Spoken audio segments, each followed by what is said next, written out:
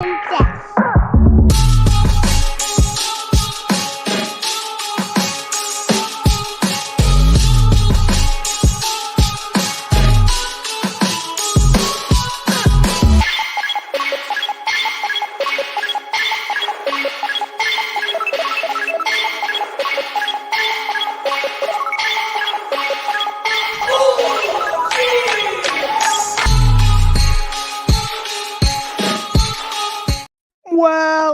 Welcome, everybody, to another episode of Inside Scoop with Alex and Jeff.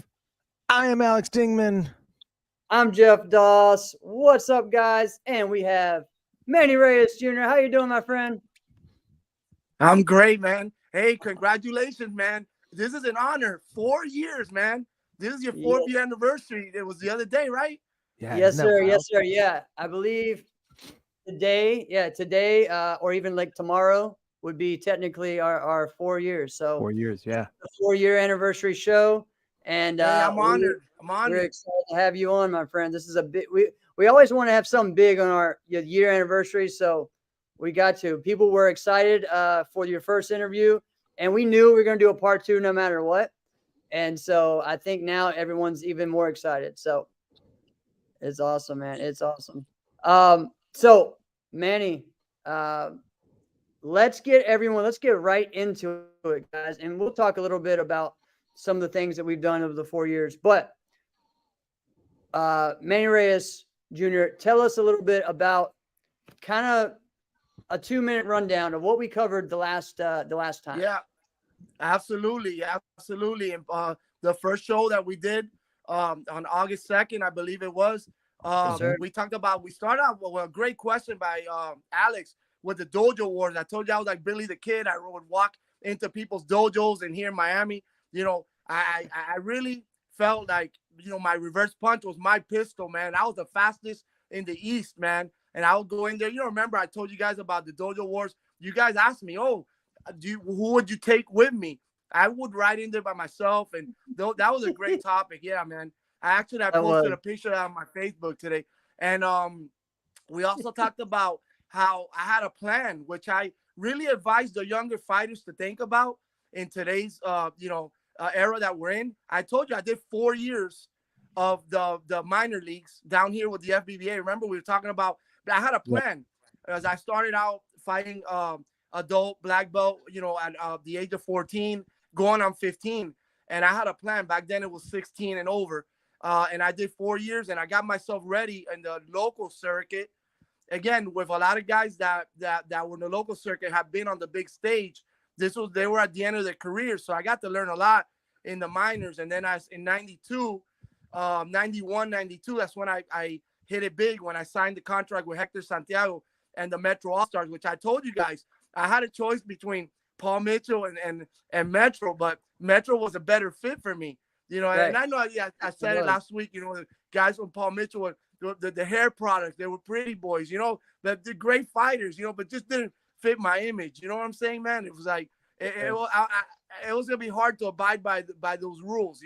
Metro was a little bit more lenient, and I could be like, like where I came from, like the old University of Miami football teams from the 80s that were rowdy and stuff. That's what I wanted to go to. So that's why I ended up joining Metro, 92, signed the contract. I told you about the teams real quick. Back then, when you made a team, it was like making you sign a contract, man. It was like making it to the Celtics or the Yankees or whatever.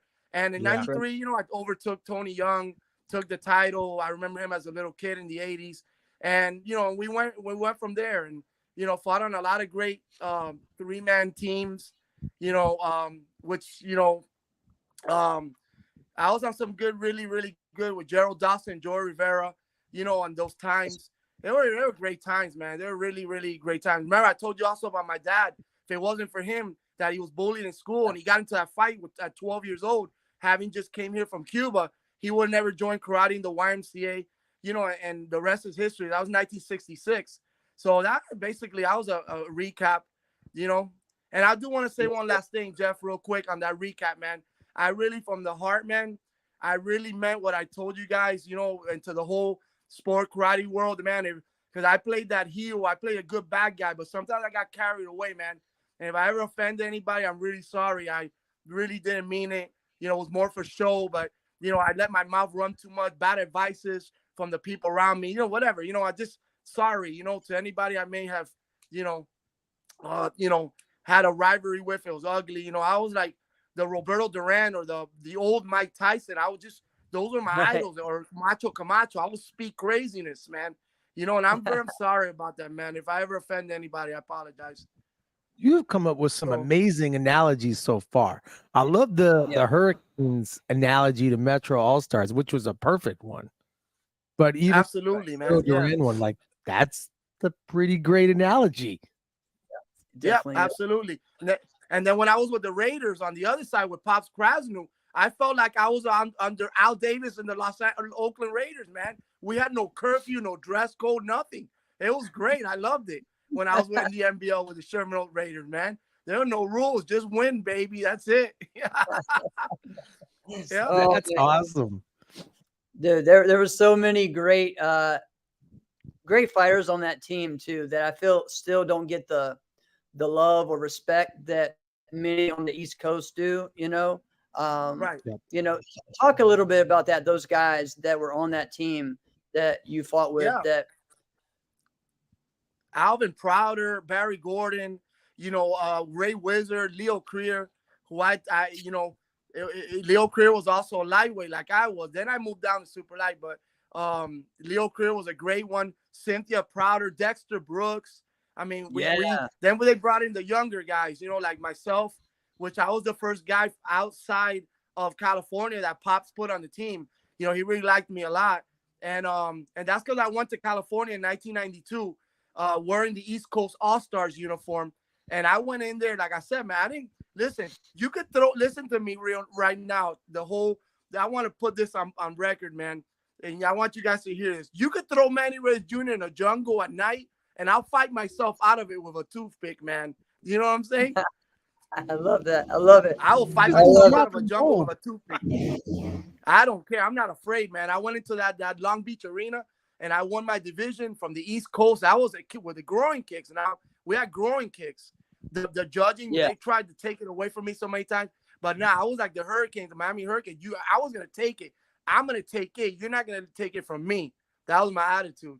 So Okay, how did you approach great competition? Guys. What an honor to be with those guys and to be on both teams at the same time. You know, with Mafia Holloway, the Brady's, That's a great point. all them guys, man. My goodness, geez, man. And then to be on the Sherman Oaks Raiders at the same time. I mean, I hit the lottery on that one. You know, it was perfect timing. So, you know, Manny, how did you approach competition when there was groin kicks? Did you? What did you do with that? Listen, he's a Kimpo. I'm gonna tell you, I was prepared. I was prepared because the first time I went to California, I was 10 years old. This was back in 1984. And I remember my dad took being student of Ed Parker, my dad being a student of Ed Parker. It was a shock to us. We all lost. We were dominating out here in Miami, in the U.S. Open in Florida. And in 1984, as a kid, we go to California and everything was so much different. It's so much harder to fight when the groin is open. Everything just changes. You can't pump your leg.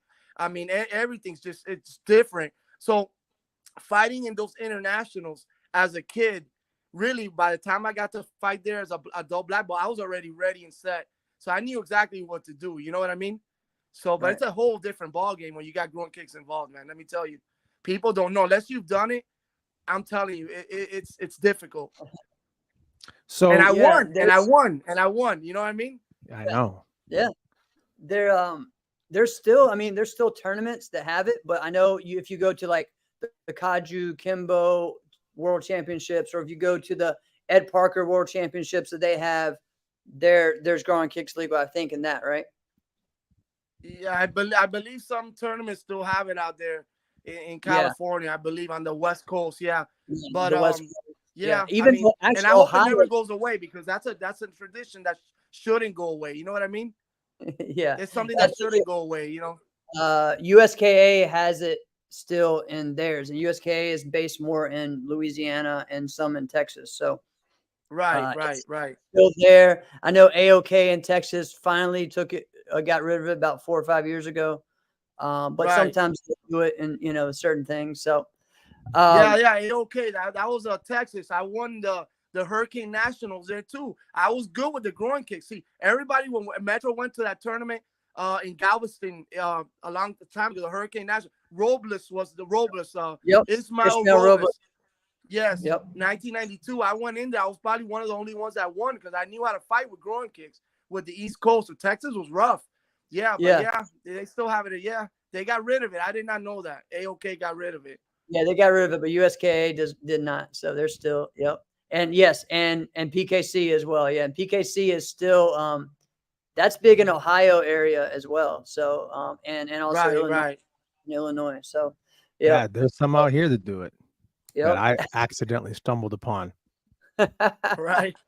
It's a different ball game. Changes the game completely when you have groin kicks. Changes the whole game completely. As you might imagine, Manny, I don't like groin kicks. Nah, nobody likes groin kicks. I got kicked in the nuts in 1989, man. I almost lost a testicle. That's a true story. But, wait, what? I had to get an opera. Yeah, I had a blood clot, seriously, at 16 years old. Yep, I had to get it removed. I thought I was going to lose. They said I may have cancer going through my body. I was a kid in high school, but I was fighting a dope black belt at the time. Some guy was pumping my leg. He side knife kicked me accidentally. But that's why it was my fault. I wasn't wearing a cup. After that, I always wear a cup now. Trust me. So, yeah, trust me. True story. Yes, all you teenagers that I know who you are, there's so many teenagers out there. Don't wear cups. No kickers wear cups. Do it. No kickers wear cups. No kickers wear cups. It just takes that one time to get ruptured, man. I'm telling you. I got hit so hard that the blood rushed to my left, testicle, and it was stuck 3 months. It was bad. It was a bad experience, man. But then they took out the blood clot. They told me, oh, you saved your testicles. Oh, they were even telling me, oh man, if you lose your testicles, you might lose everything. You won't have hair, fake. I was like a kid. I'm like, damn. I just freaking out at 16. Oh my God. No, I wasn't scared. I'm not scared of nothing, man. Trust me, the devil could come in here right now. I'll tell him, come on, let's fight. I'm not scared of anything. It was what it was. You know what I mean? So yes, sir. Yeah, yes, man. Sir. Yes. Oh man. What? This is wild. Wow. Well, we talked a fair amount last time about your time pretty much up until the 80s and early 90s. Would you say that's right, Jeff? Yes. Yeah. But you started talking about your time on, East Coast All-Stars, Metro All-Stars, and how different it was. Who is somebody, because you've been around for, decades in the sport, who's somebody who really looks like, man, they would have fit great with Metro, but they were never on it? From back then? Maybe back then, maybe now even. I don't know. You were the guy on the team. Yeah, so from back then. That. Yeah, I'm going to be honest with you. Jerry Fontanez would have fit in good with us, with the Metro All-Stars. Jerry would have fit in because he had that swag. You know what I mean? Yeah. He had that swag. He's one of those guys that would have, fit in, if I could. And if you want a guy from now, I don't really, guys from now, I don't know. It was different back then. I don't really, I know the fighters of now, but I don't know, to be honest with you. But back then, that probably surprised you guys. Jerry Fontanez, but he had a little rivalry going on there, New York thing with Hector Santiago. And Hector Santiago back then was like the godfather. And, you were on his bad side, believe me. Yeah, that wasn't good. Right. Who was on his bad side at one point? Well, I got on his bad side when I left his team to go join my dad. But he was always cool with me though. He was always cool. He was hurt, that I left. But he, I had, like I told you, I told you guys in part one of the interview last time, I had to, I had to pick family first. And it was like, and I ended up going from Metro to United Professionals. And, then I ended up going back to Metro eventually before they, that whole thing happened where it ended. You know what I mean? Ironically, though, I'll tell you a story. You guys like stories. And I'm good with dates. Ironically, in 1997, both Metro and Sherman Oaks died. Pops couldn't sponsor the team anymore. Yeah, and that was 1997. Yeah. Yeah, remember that Metro well. 96, and then you're right. Yeah, because Yeah, a lot of those teams, guys. that was the end. That was the end of an era for those guys. You know what I mean? Right. So for that, a lot of those guys. Yeah, because I think the last tournament that Sherman Oaks did, they came back, or all those guys kind of got together at the big tournament in Huntington Beach that was outside, right?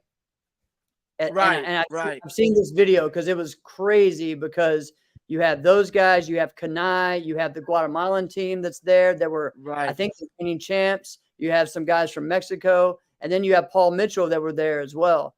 And so that was one of the most epic NBL tournaments I've ever seen, because you had people from all over, not just different leagues, but also different countries as well. So it was cool. I think Junior Salientes has some footage that he's put out from that one. Yes, so I've watched absolutely, absolutely. So, really cool. You know, you bring up a good point with the era, and now that you mention that, like, I mean, the era we were in with as far as competition, I mean, it just kept continuing really until, like, the end of the 90s and into the early 2000s. But I think you might be right. I think that moment, like from 96 to like 97, I think it was there was a change. There was a change, but then came Spencer with the elite, and it looked like elite. It looked like Metro became elite. Right. And it was Spencer took all those guys, even Hector Santiago Jr., Hector's sister. He took all them guys, and it became Team Elite with the red and the white uniforms. And then it kept on going. Of course, Paul Mitchell has always been a staple in the sport. They've been the longest running team. They've always been there. But after that happened, Sherman Oaks team, it ended, and then like I said, Elite came out. You know what I mean? Yeah. And then they had some breakups. On the NBL side, the NBL side, it was more like Kanai kind of took that West Coast spot. Team Kanai right. Yep. They only lasted for about a year and a half, those, So 97 also trade wins with the Brady's. That team trade wins with Mike Conroy, and then they came out. They had and then Mike Conroy took Elite over at one time when I was on it. Mike Conroy was the coach. You know what I mean? And that was already like the early 2000s when I was on it, as you guys know. That was a cool team. Yeah, it was a cool team. Yeah, I'm not gonna lie. But I looked at you guys on that team. I wanted to be on that team. I wasn't on it that long. At that time, I'm like, this team is just cooler than everybody else. I wanted to be on that team. Tankson and them guys. Trevor Nash, I believe, was on it. Yeah. But again, I it was good for me and all that, but I wasn't a good fit for it. You understand? So when my brother came out with like Miami Vice and this with the Brady's, Mafia was gone. I'm gonna take Mafia's spot now, and it's gonna be me. All I gotta do is pull my part. So remember, in the 90s, the Brady's and Mafia were the 3-man team. That was my favorite 3-man team of all time. Do you understand? Yeah. Right. So that was my favorite 3-man team to watch. And I remember saying I gotta pull my weight now, because now I am, I'm with the Brady's, and I got to do, the part that Mafia played on that to have that chemistry. So I studied a lot of the videos and stuff like that. And of course, I lived it, because I saw those fights with them, when they would win. They dominated a lot, during the 90s. They really had JPM's number for a while there, in the 90s, Mafia and the Brady's. And and I did my thing. That was in the early 2000s. So I left Elite. I ended up going to, and 2000 was the greatest year I ever had. If you guys, I'll tell you, I mean, nothing could go wrong. There was 12 tournaments. I won 10 of them, right? That was pretty good. And then I beat Raymond Daniels for the championship at the U.S. Open in 2000, right? And he had been undefeated till then. And I upset him at the U.S. Open in the Grand Championship in the last fight. And they didn't put it on stage or nothing. That was really messed up of them not to. No, they didn't have any fighting on stage that time. That's right. Yeah. Nah, man. No. In fact, a couple years later, I got a call from Jotty and from some of the guys. I can't remember. Oh, Reggie Perry. I got a call. It's a true story now. All access here, man. I got a call a couple years later before the U.S. Open the week before, telling me, hey, man, I know you're going to win your division. This had to be 2002. Yeah, you're going to win your division. We're going to protest. We're not going to fight, man. Plempo and what's that? From California. Oh, man, I forgot his name now. He was on the Paul Mitchell team. Michael Pompero. Yeah, right? Yeah. And then they called me, man. We had a conference call, and I was the only JPM guy. They go, hey, you win your division, which you should win your division. We're going to protest, and we ain't going to fight because they should be paying us more. And I did it, man. I did it. But then them guys, ended up, they got talked into doing a fight at night. And I bowed down. I said, I'm going to follow through because when I say I'm going to do something, I do it, man. You know what I mean? Right. But yeah, man. But in 2000, I had my great year. And I not only did I beat everybody, I won 10 out of 12 tournaments. I won a bunch of grants, and I beat Raymond Daniels when he was undefeated. That was his first loss that year. And I don't think he had been beaten in 99 before that. So it felt like when Sugar Ray Leonard lost to Duran in that fight that nobody gave Duran a shot, but he had that Latin heat like I do, and he went right at Sugar Ray and beat him. And I had the same thing. I didn't have nothing to lose. I went right at Raymond, man, and I beat him in overtime, fair and square. Now, it's too bad that footage can't be found, but I know. Mike Sawyer, Mike McCoy, Corey Schaefer, they know they were there. It was a huge upset, man. Huge upset. Well, that was the downside, though, Manny, because I think we didn't even finish our division until 8:00. Right. Yeah, it was something like that, man. Yeah, it was crazy. It was 8 p.m. We didn't even finish the division. Yeah, the nighttime show was already going on in the next room, and we're over here still fighting. Yeah, I remember that. Yeah, I lost to Donald. I didn't win. I didn't win the division. Obviously, I lost to Donald, and Ray beat Donald.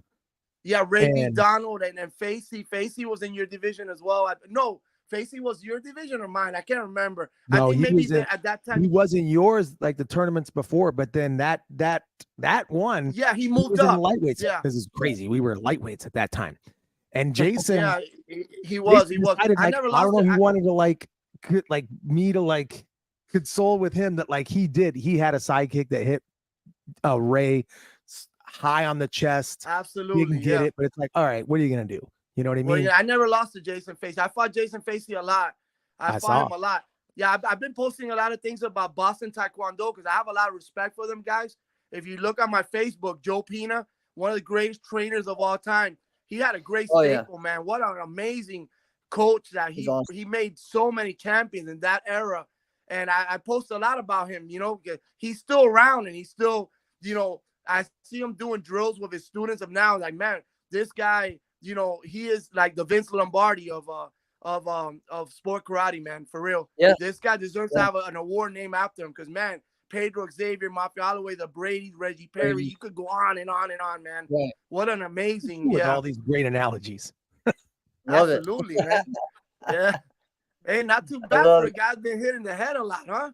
Because I went on to do MMA and kickboxing, man.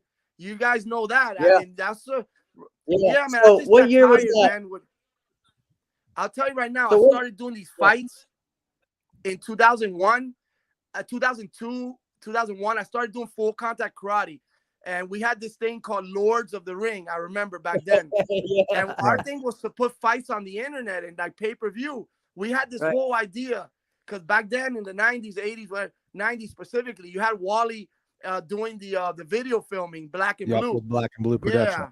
And I said, man, if one day we could do something and put these fights and I started doing full contact karate with point fighting. And that's when I started kind of to transition into. So I did that for a while. Then in 2002, 2003, I would get mocked a lot about, oh, you're great point fighters and this and that. So you guys couldn't fight in MMA. So at age 30, man, in 2003, I prepared myself for a whole year, and I went in there and I got connected with King of the Cage. Yeah, and they were like an independent, but they were on pay-per-view and all that. A lot of guys started, Jeremy Horn, and a lot of guys started. The Chuck Liddell was there one time, all this stuff, right?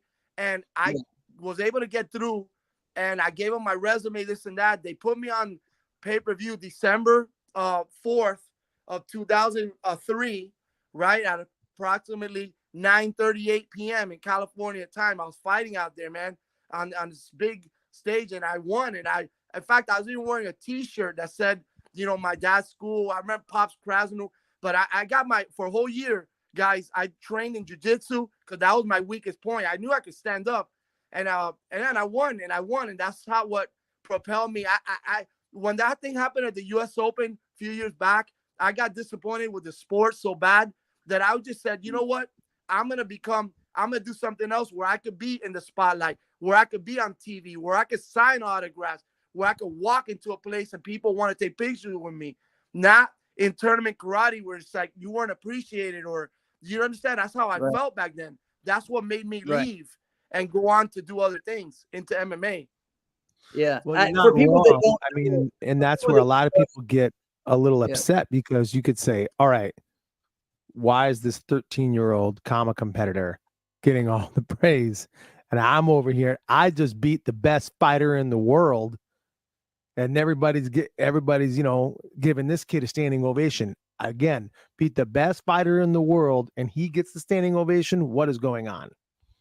I don't know, man. I don't know, but back like I said, in those times, it was an insult for me and Raymond Daniels. You could put that fight on any platform and it would have sold out, man, back then. Right. You know what I mean? Right. Me and Tanks, whatever, because I had the heat and the heel part of me, and I was the bad guy. We could have sold that, man, but they weren't seeing that vision, man. Then people say, oh, why did the sport decline the way it's declining? Why isn't it a friend? I had a plan.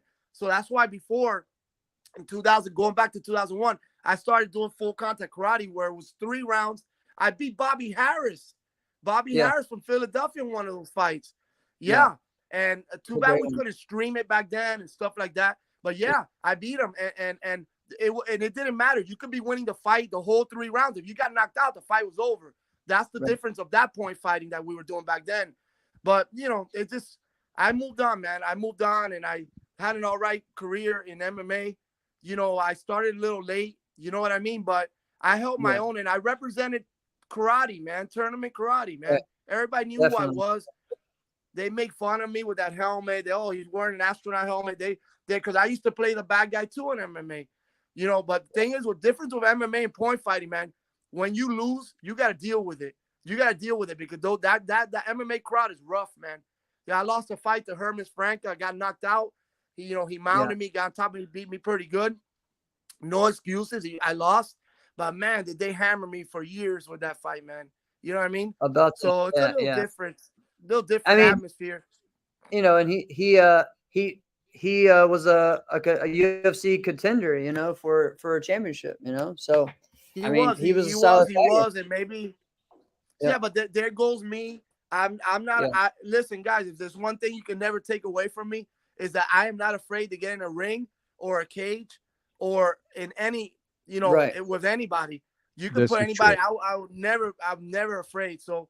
I thought I had a puncher's chance, and I just got beat. And then I was very proud of myself also because I ended up with the kickboxing as well in the mid 2005, 2006 with the World Combat League, and then with Joe Corley when he tried to bring back the PKA. So but my plan was I had done everything I had to do multiple times in sport karate.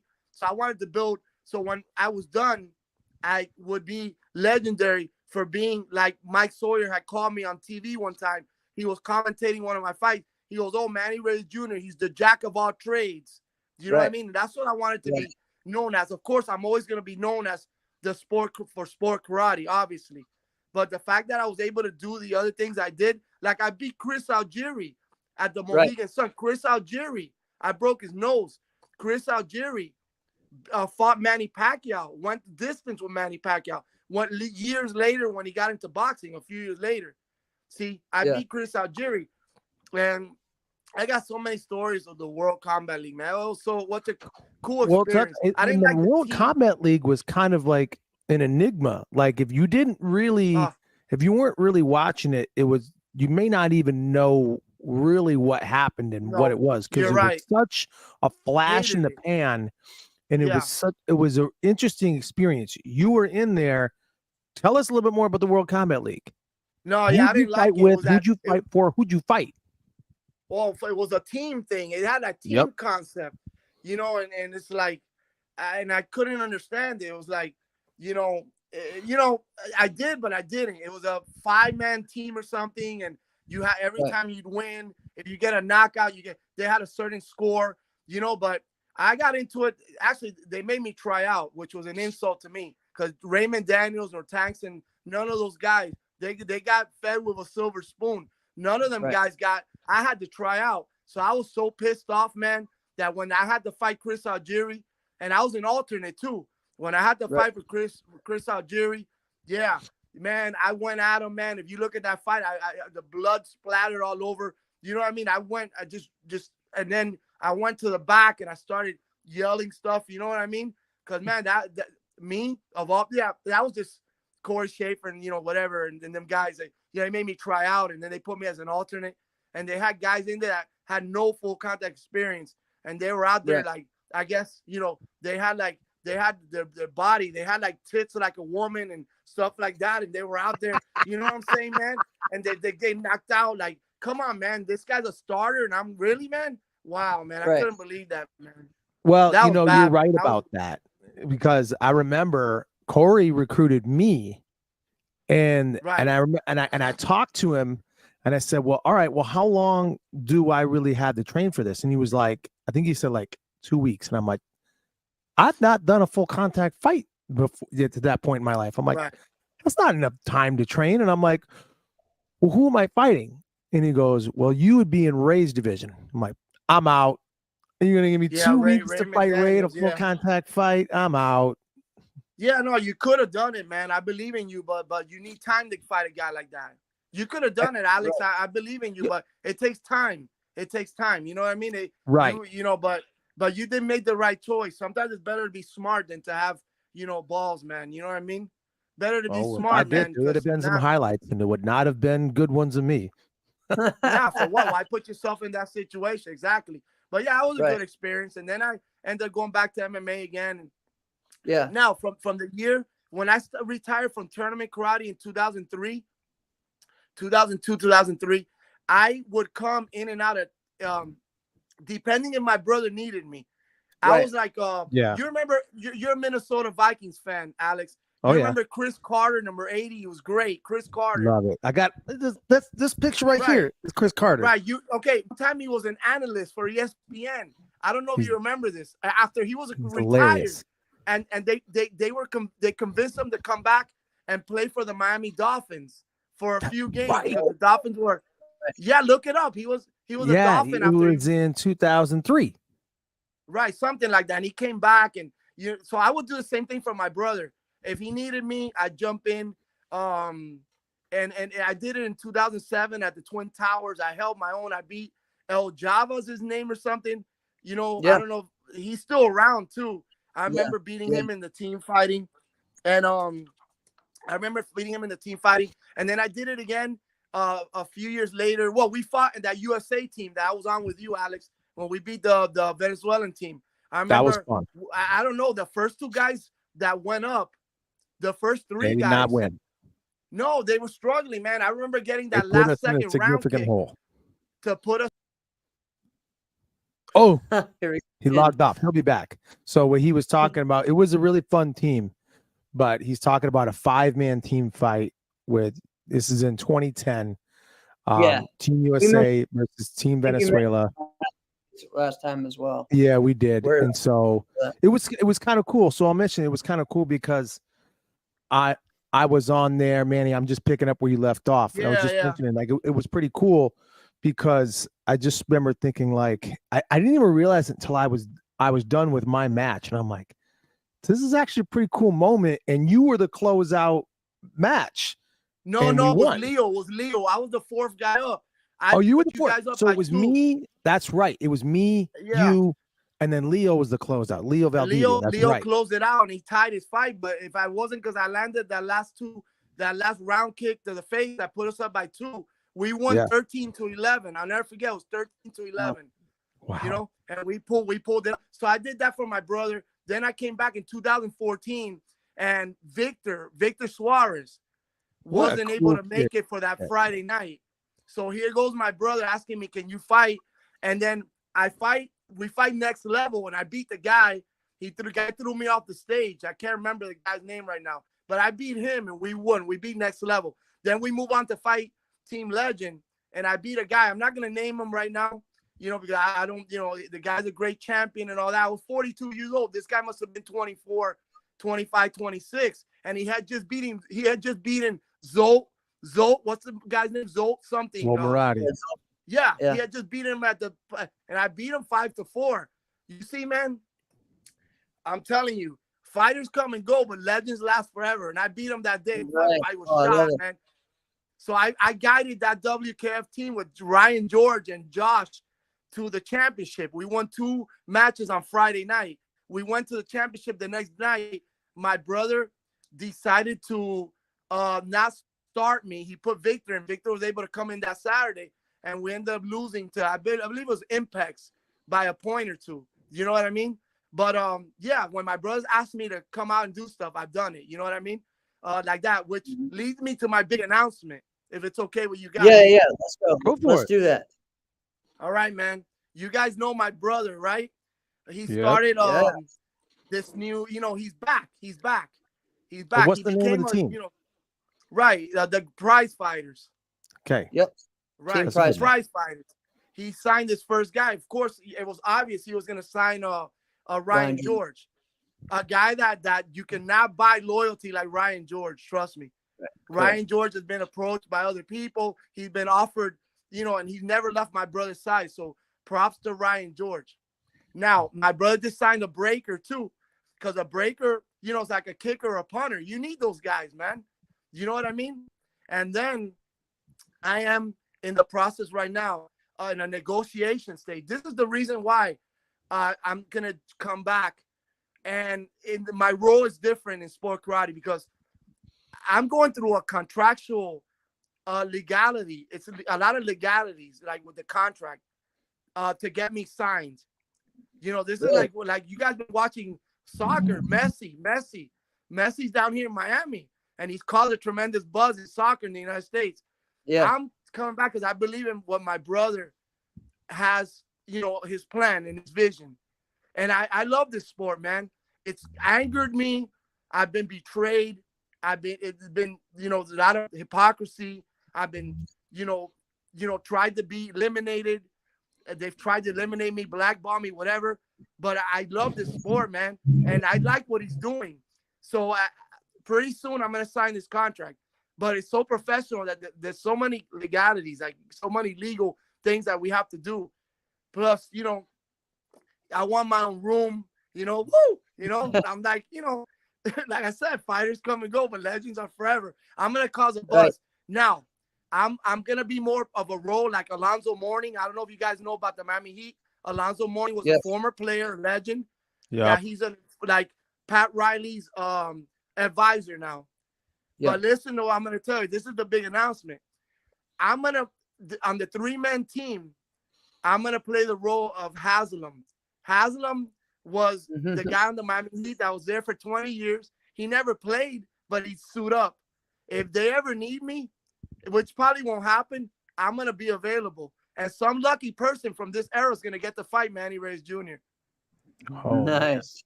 Love it. And then Alex and you guys will be excited for the old guy. Because I still got gas. Yeah. Hey, I still got gas in the tank, let me tell you, man. I still got gas in the tank. I might be an old 1973 Gran Torino, but I got gas in the tank, man. I'm telling you right now. So it's not just that, like, okay, you're back, you're involved in it. It's like, no, I'm here, I'm an advisor, but watch out, I will fight at one point. Well, you don't know when, and you don't know how. If I need it, I'm there, man. Because I still, but but like I said, my role's gonna be more like you see with the Miami Heat with Alonzo Mourning. I'm gonna be an advisor. I'm gonna talk to the guys, or like Ed Reed. Ed Reed was when he was, but he went back to the Miami Hurricanes and he was an advisor or something like that. It's gonna be more of that. I'm gonna be in my sweatsuit and I'm gonna just try to see if we could make a change. And that's why I started also the combat karate thing that I'm doing. I'm going to start holding workouts like it used to be with no helmets here locally in Miami. As you can see, I spar with my son nowadays, and we don't use headgear. We're trying to bring back even the old Stars and Stripes uniforms. You know what I'm saying? Yeah. Speaking of my son, my son is a college football quarterback, and a lot of people tell me, "Oh, Manny, why didn't you put him in sport karate or whatever?" I don't know. I just wanted him to do something different. Now that doesn't mean he didn't compete, and it doesn't mean he didn't do karate. But I've seen him. I saw when he was real little. Yeah, and then he won the Pan Americans as an unseeded when he was a black belt kid, like 12 years old. He was that guy, but I didn't want him to make a career of this. I wanted him to go on and do something that he could study, make a career out of it, and get a college education, and everything that I didn't do. You know what I mean? So that's kind of like, to answer everybody's question, Manny, why didn't your son do tournament karate? And that's the reason why. You know what I mean? Right, but at the same time, if he would have pushed you, if he would have said, "Hey, Dad, I want to go to the Capital Classics," you probably would have done it. Yeah, pretty much. What can I tell you? But he's doing well. He's gonna get his associate's degree now in December at the college he's at, and he's moving on to a bigger university. And I'm very proud of my son. That's another Manny Reyes. Remember, I told you on episode 1 on the last show that we have me, my dad, my son, and I have another little son, Manny Reyes. There's 4 of us. So, but this is the one now that's going through some really cool stuff. So just wanted to touch on that with my son. I love it. Thank you for sharing what's next for Manny. I mean, not just and we got a good overview of everything that you've talked about and what you want to see in the sport, and just everything that you represent. I think just everyone today has just kind of got to see what you are, what you represent, and he's a great leader and awesome. I love what your brother's saying right now. He's hoping, he says, hey, he's teaching at the school and been training, and he said, let's see, right? See, I didn't want to bring that out, but my son is like a secret weapon, man. He's 6'2". He just turned 20, 6'2". He's got long range. He's always sparred. See, this is what I want to tell you about martial arts and sport karate. That's the reason my son made it to where he's made it thus far. I give all the credit to karate, martial arts, and tournament karate, the little bit that he did and he trained, because that's what molded him into the success that my son has had and where he's going, because he's going to make it big in this. You know what I mean? So, but watch out. Yeah, he's a 6'2" kid. He's he got a lot of testosterone flowing through him. You know what I mean? And he's dangerous. He's dangerous.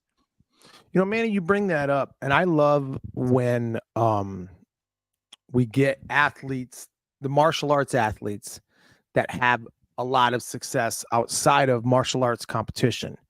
And there's just certain things like here's a great example. Okay, today you might go into a specialized training facility, and these facilities are awesome. They're so cool. They're like plyometrics and acceleration, like state of the art specialized facilities. I went to some of these before, and they're fun, right? At one point, one of the trainers, I promise you this was the case, was it with, I would say 12, 13 martial artists. We're all there together, right? We're just having fun. This is cool. He's gone. But I'm going to keep going with the story because the story is fun. And Jeff, listen to this. Manny's coming back. Okay. So we're doing all sorts of these plyos. We're doing these trainings. And then the trainer, he says, all right, in between this, Manny, you're back. You got to hear this part. Okay. So the trainer says to us, all martial artists, and he goes, okay, after you're done with this, I want you to do push-ups to failure. And we all looked at him like, well, just tell us how many you want us to do. He's like, well, just do as many as you can until you fail. Now, it's a bunch of black belts. So we're like, that doesn't make sense. Like, we don't understand what that means. Just tell us how many you want done, and we'll do it. And he goes, like, if I said do 100 push-ups, you would do it? Yeah, we would. So just tell us how many you want us to do, because to a bunch of black belts, like, doing something to failure doesn't make sense. Like, if you say do 200 push-ups, I'm going to do 200 push-ups. I might throw up, but like I'll get it done. Like, the whole mentality of it's a mental thing. Absolutely. Failure doesn't make sense. Like, that word doesn't enter vocabulary, right? Absolutely. Absolutely. That's why your son is probably having so much success, because that mentality is in athletes today who aren't in martial arts. Absolutely. Of course. Yeah. Not to mention, he failed a lot as a kid. I mean, he was on so many bad losing teams, and he's went through some struggles. My son has Crohn's disease as well, man. And he got diagnosed in 2018. Crohn's is an inner in the stomach area. It's an inner lining problem that and he almost got cancerous growths, and he survived that. It's not curable, but it's treatable. And he had a hard time gaining weight and all this stuff, and he's been able to survive that. See, because in the martial arts, we all know you start something, you finish it, and you never by any circumstances quit or give up. So with that mentality, he's done well. It's true what Alex says. He's got that mentality, and failure is not, like you said, you're absolutely right. So I love it. Yeah. So we'll have to wind it up. Yeah. And that's okay. You know what I'm thinking of, all the teams and the people, that Manny's been, with, and the teams that you've been on, Manny, the teams you've been a part of. He'll pop back. I'm not worried. I'm thinking about like all the fighters that he's been with. Because think about what he mentioned: Sherman Oaks, Raiders, East Coast All-Stars, Metro All-Stars, Miami Vice with the Brady's even. So of all the teams and the teammates that he's been a part of, I don't know, if you could have put, let's say, a 3-man team plus an alternate, right? Oh, and a coach. So, man, if you had to put together a 3-man team with an alternate, and because he's had a lot of coaches too, and your coach, what would that be? Manny keeps popping. For those who were just listening, Manny keeps popping in and out. So I don't know, Jeff. What do you say? Let's pick it ourselves until he pops back in. I got a few that I could think of. That if there was going to be 3 plus an alternate and a coach, and one of those, yeah, and he's one of the 3. Okay, guys, we're gonna have to. It's all good. Yeah. It's all good. Put it in the comment. Do you think? We're gonna pick it for him. Guys that he's been in. It's hard to get rid of, not have the Brady's together. Like, it's weird to me, right? So that's kind of hard, So this thing is, it's not real life. We're hand picking it. It's real life. We're cherry picking. Real life. I'm just kidding. Man, that's difficult. I think a Manny and all right. See, I was about to tell him. I'll pick it right now. I'm going to say right now, Donald, Manny, Jason, Borelli. Wait, what team was he on with him? Elite. I thought you said only people. Oh, all right. Yeah. Okay. You're right. But that was literally one tournament. That's why it always. All right. I got you. Go. Jason, Borelli, Donald, Manny. Yeah. And who's the alternate? I don't know, man. If I had to pick an alternate, what would I pick? Maybe Gerald. Yeah, I was thinking Gerald. Now the coach. That's the tricky. I don't know, man. You know what? Probably Alex. Yeah. I think that's what I'd do. So I just kind of got all over the place then on this. So I would go Manny, Trevor, and dang it, how did I leave Trevor? Ryan George, actually. And Ryan George. I'm gonna go all over the place because you have just the differences on that, right? So those 3. And then my alternate would be, let's go Ronald. All right. So you went the other direction, went Ronald. Wow, that's pretty good. So, yeah. And so I have coach me then. First one, I have 2 amazing power kickers. You know what I mean? I know. And just the length. But I don't know, that would be fun. Oh, and the coach, I would actually put It would either be Alex or Manny Sr. Actually, I would probably put Manny Sr. on there. I almost thought you were going to pick Pops Krasno. Oh, dang. See, I just forgot of another one. See, there's so many on there that he's been with. I would actually like to add Ray Wizard. Actually, I would add Ray Wizard in that team and take out Ronald just because it's just different. Or take out Ryan and put in Ray Wizard. I don't know, man. But yeah, that's good. I think I'd put in Trevor or Ryan over Gerald is what I would do. That's what I would do if I could change that up. Donald, and Jason. I'm still going with that one. That's a good one. That's a good one. So let's say our teams with Manny face each other with Manny, Donald, and Jason, and you had Ryan, Trevor, and Manny. Yeah. It's a good one.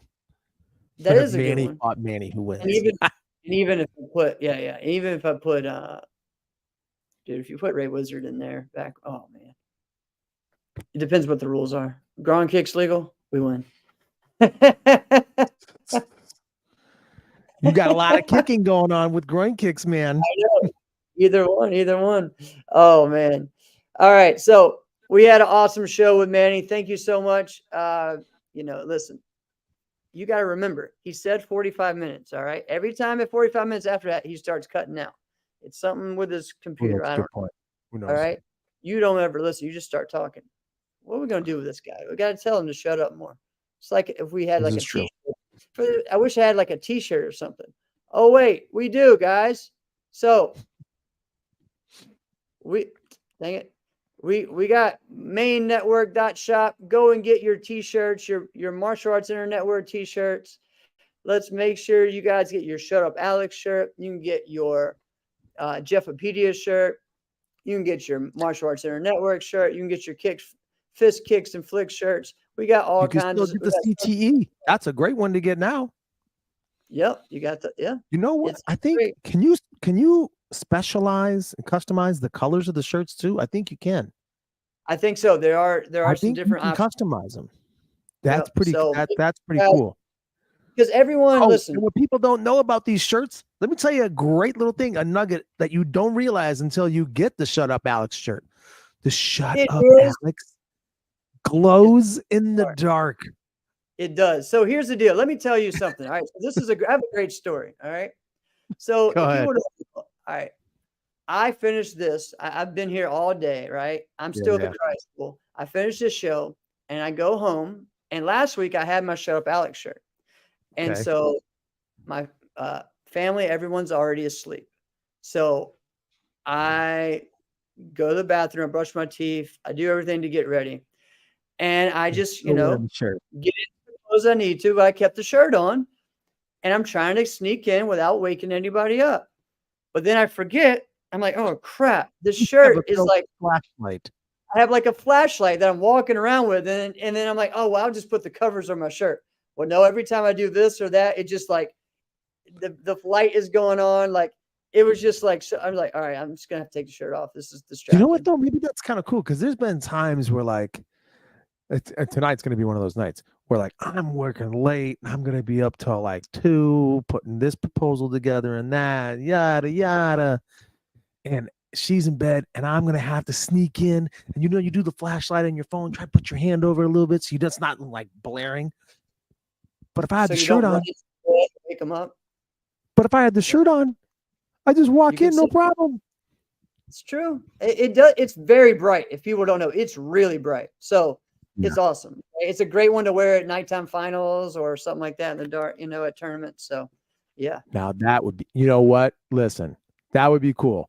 Next tournament, get a group photo of everyone wearing that one together. How cool is that? All right, guys. So, again, this is crazy. 4 years of Inside Scoop. We just celebrated our 200th episode. We're still going. We're still having fun. We're still loving this. We got some cool things coming up, some even more special guests coming up. We got some different round tables that you guys have loved in the past. We're going to start bringing some of those back. Yo, I got to tell you, Jeff, I just connected. I know over the weekend who one of our recent guests is going to be. Now, I'm just gonna say, guys, I'm excited about it. Champion of all champion. Right? It's great. All right. We got it I didn't coming even up. say this, man, over the weekend, and then we gotta go. But it was I went back to Minnesota over the weekend because it was Right. National Karate's 50th anniversary. So it was kind of a big deal. That's so all right. Tell me out. Isn't that weird? So National Karate had their 50th anniversary and Sharky had his 50th anniversary on the same weekend. Wild, huh? That's It's kind insane, of cool. right? So congrats to both National Karate and Sharkies for that.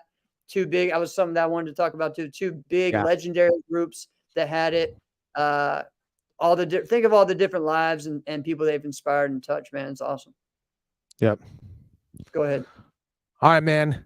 This has been another episode of Inside Scoop with Alex and Jeff. Time out. You were going to tell your story from the weekend. I can't. That was the story. That was it. Oh, just that you went for that. Okay. See. Oh man, I gotta. The stories that would be way too much. Right. All right. It would be way too much. We're not going to get into that. But this has been another episode of Inside Scoop with Alex and Jeff, and I am Alex Dingman. I am Jeff Doss, and this has been 4 years of Inside Scoop. Share, tell everyone about the show. We'll see you next week.